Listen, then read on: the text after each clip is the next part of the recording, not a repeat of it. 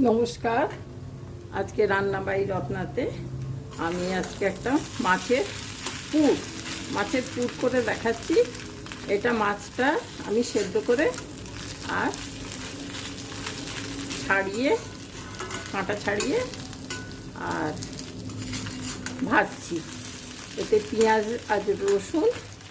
রসুন আর একটু গরম মশলা আর অল্প একটু লাল লঙ্কা এই দিয়ে এখন এটাকে ভাজছি। আর এখানে আলু সেদ্ধ করে রেখেছি আর কাঁচা লঙ্কা কেটে রেখেছি। আলু সেদ্ধ কাঁচা লঙ্কা, এর মধ্যে আমি এখন ধনে পাতা দেবো, পুদিনা পাতা দেবো আর সব রকমের মশলা দেবো, দিয়ে একটা ভাজা ভাজা করে পুর করে রাখবো। সেই পুর দিয়ে আপনারা চপও করতে পারেন, এই পুরটা দিয়ে আপনারা পরোটাও করতে পারেন, যা ইচ্ছে করতে পারেন। এই পুরটা দিয়ে আবার পটলে দোরমাও করতে পারেন মাছের। তো সেই পুরটা আমি করতে দেখাচ্ছি।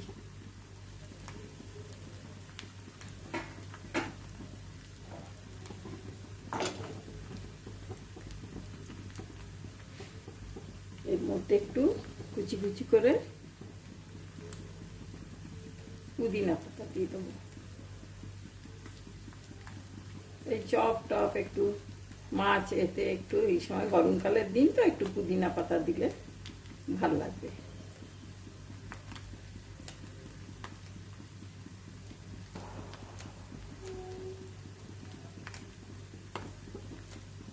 অনেক সময় বাচ্চারা একঘেয়ে মাছ খেতে ভালোবাসে না, যদি একটু চপ কাটলেট এইসব করে দেওয়া যায় তো ওরা খুব খুশি হবে। খুব বেশি যে তেল লাগবে একদম তা নয়, আপনারা শ্যালো ফ্রাই করবে, ডিপ ফ্রাই না করে। এতটা পুদিনা পাতা দিয়ে দিলাম, এর মধ্যে একটু ধনে পাতাও দিয়ে দিই।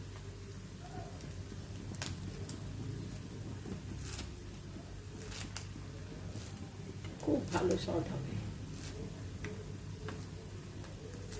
কাঁচা পেঁয়াজ না দিয়ে একটু পেঁয়াজটা ভেজে দিয়েছি।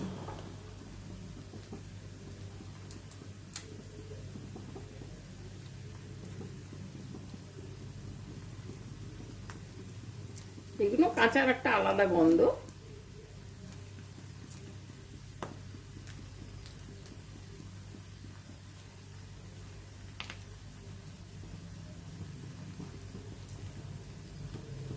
ওটা খুব ভাজা ভাজা হোক ভালো করে। আর এতে না একদম মাছের কোনো গন্ধই লাগবে না, একটা খুব সুন্দর একটা, খুব কাঁটাটা খুব ভালো করে বাছতে হবে, না কাঁটা না পেঁয়াজের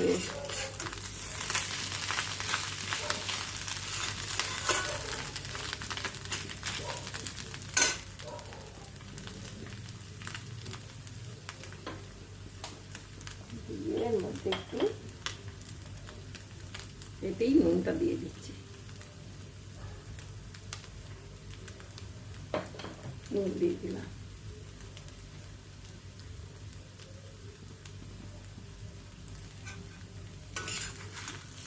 একটু ঠান্ডা হলে তারপরে ওটার সঙ্গে ওটা মেশাবো। এটা ভাজা ভাজা হয়ে গেছে, এটা আমি বন্ধ করে দিই।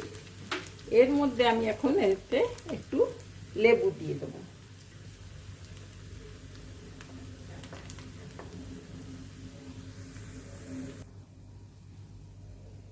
একটু লেবুর রস দিয়ে দিই,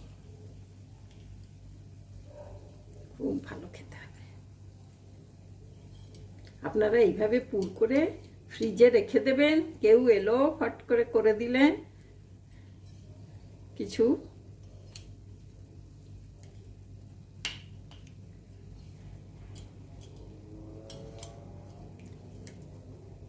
অনেক রস হয়ে গেছে।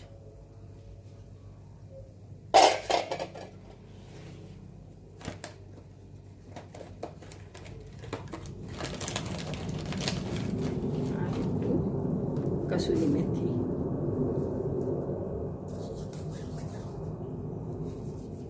কসুরি মেথিটা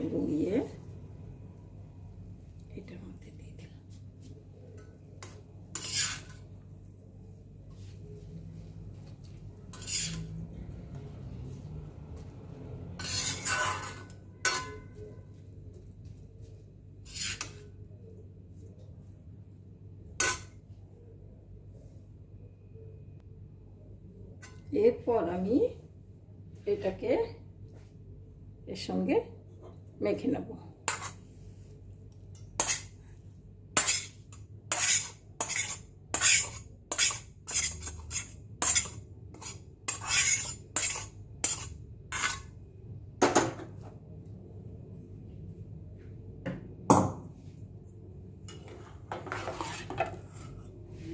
খুব ভালো করে নুন দিয়ে দিয়েছি, লেবুও দেওয়া হয়ে গেছে।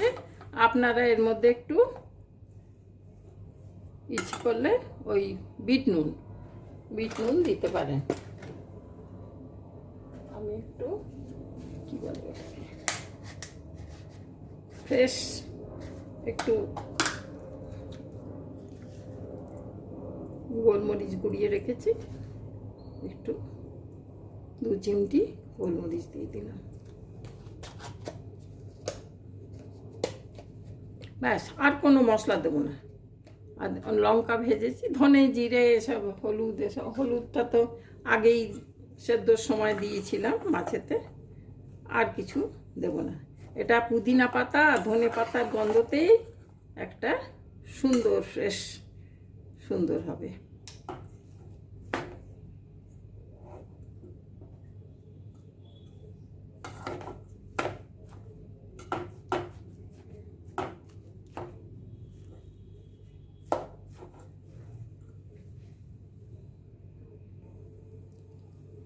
ফ্রাই প্যানে আমি তেল চাপিয়ে দিয়েছি, সর্ষের তেল দিয়েছি, এটা গরম হোক। আর এটাতে আমি এই একটু টিকিয়া ভাজবো, পুরোটা করব না, এই অর্ধেকটা নিয়ে।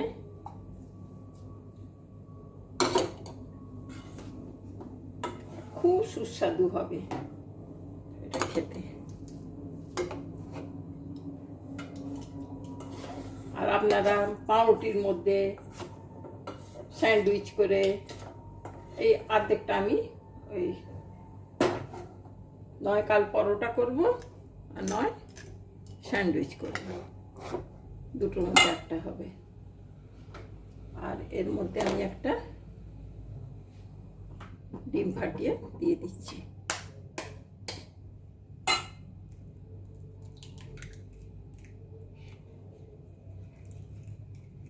আর এইভাবে আপনারা ডিমটা দিয়ে ওপর থেকে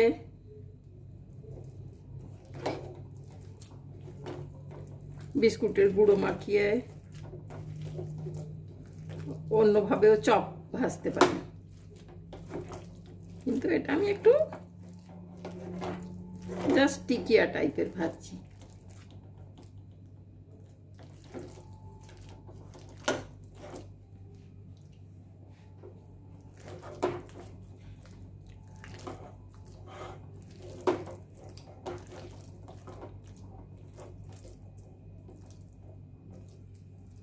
এটা একটা অন্যরকম একটা স্মুথ হয়ে গেল একটু ডিম দেওয়ার জন্যে।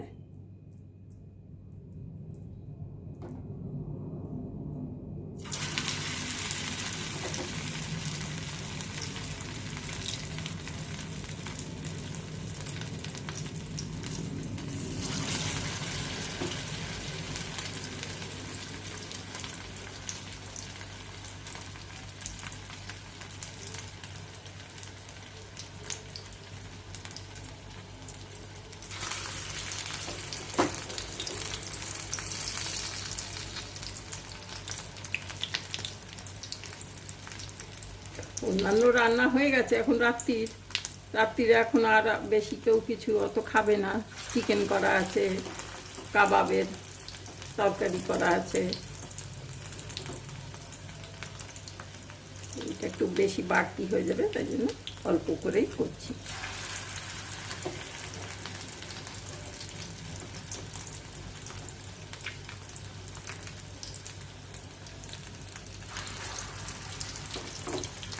কাবাবের মতন একটা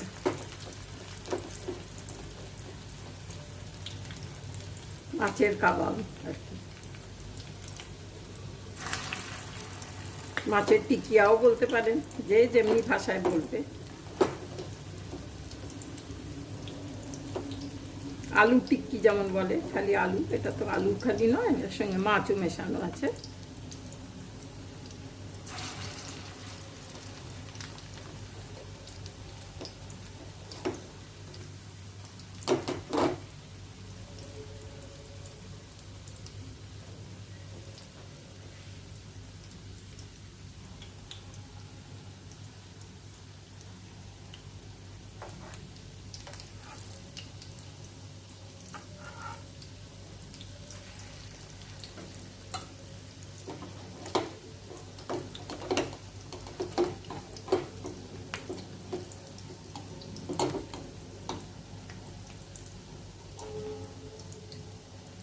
খুব ভালো গন্ধ বেরোচ্ছে। আরে ঘ্রাণেতেই তো বোঝা যায় রান্না ভালো হলো কি না হলো।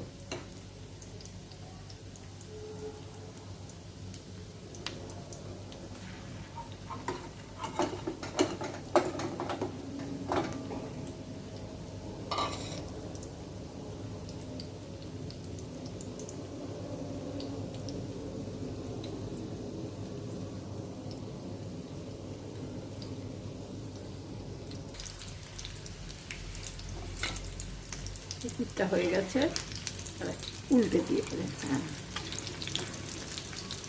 কারণ নরম থাকলে ওল্টালে একটু ভেঙে যাওয়ার ভয় থাকে। খুব সুন্দর হয়েছে।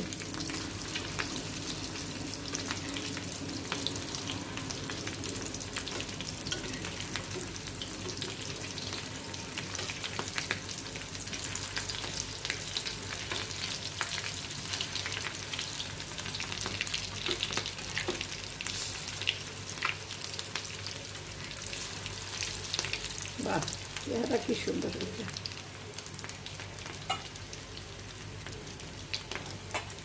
আর এ অনেকটা রয়েছে, অর্ধেকটা করেছি, অর্ধেকটা রয়েছে। এই অর্ধেকটা দিয়ে দেখি কি করি, আজ করি কি কালই করি। আজ করে কোনো লাভ নেই, অনেক রান্না আছে, কালকেই করব কিছু।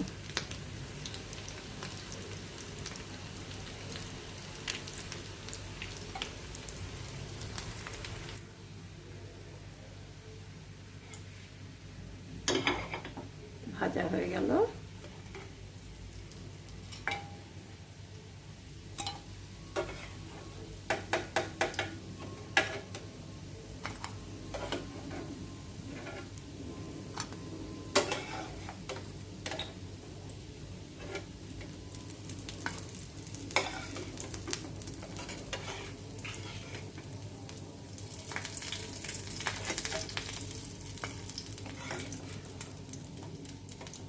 খুব সুন্দর হয়েছে, কটকটেও হয়েছে। ওপর থেকে কটকটে হবে, ভেতরটা জুসি জুসি হবে। এটাই হচ্ছে কাবাবের নিয়ম।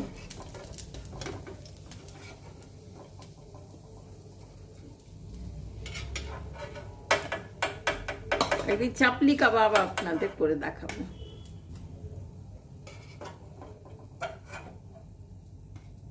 অনেকদিন অনেক কিছু, গালটি কাবাব, স্বামী কাবাব, অনেক কিছু করেই দেখিয়েছি।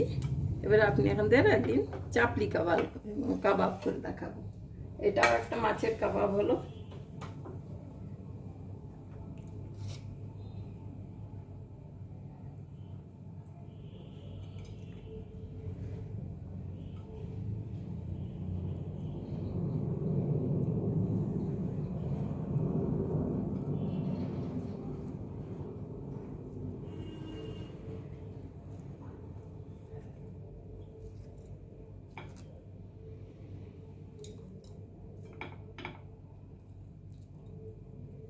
আশা করি আপনাদের ভালো লাগছে দেখতে।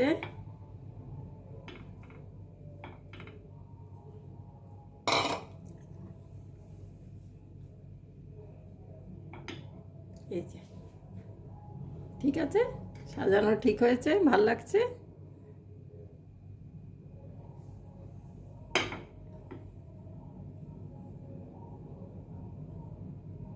ঠিক আছে, এইভাবে করে আপনারা বাচ্চাদের খেতে দেবেন, দেখবেন খুব খুশি হয়ে যাবে সব। কিছুই নয়, সাধারণই, খুব বেশি মেহনত হলো না, কিন্তু খুব এনজয় করবে বাচ্চারা। ঠিক আছে ভাই, তাহলে আজকে এখানেই রইল। আপনারা ভালো থাকবেন, আমাকে সাবস্ক্রাইব করে দেবেন, একটুখানি দেখবেন, একটু ভিউটাও বাড়িয়ে দেবেন। Thank you. অনেকেই করছেন, অনেক বন্ধুরা, তাদেরও সকলকে ধন্যবাদ। আর যারা নতুন বন্ধু হবেন, দেখবেন, তাদেরও ধন্যবাদ করে দিচ্ছি আমি। Thank you.